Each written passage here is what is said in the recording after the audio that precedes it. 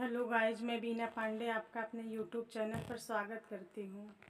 आज मैं आप लोगों को एक बहुत प्यारा सा लाचारी गीत सुनाने जा रही हूँ। आप लोगों को कैसा लगेगा कमेंट बॉक्स में ज़रूर बताइए। इतौआ है जग संसारा विपति राम काहे के डारा।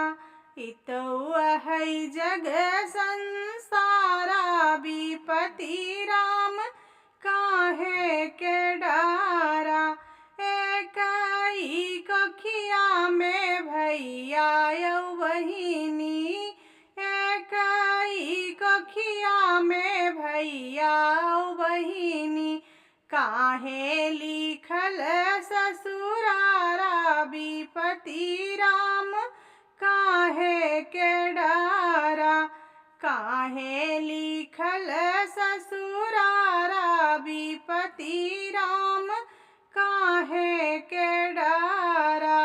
इतौआ है जग संसारा विपति राम काहे के डारा।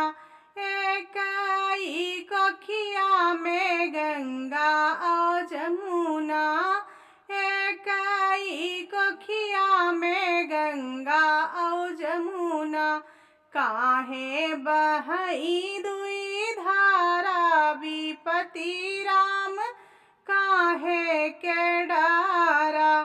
काहे बहई दुई धारा विपति राम काहे के डारा।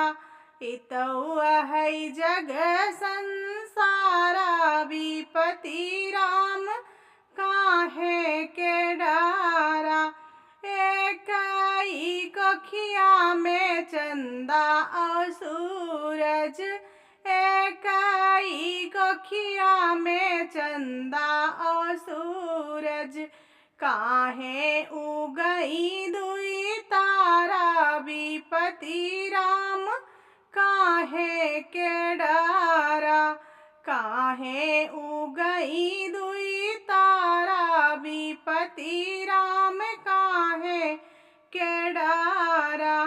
इतौआ है जग संसारा विपति राम काहे के डारा। इतौआ है जग संसारा विपति राम काहे के डारा।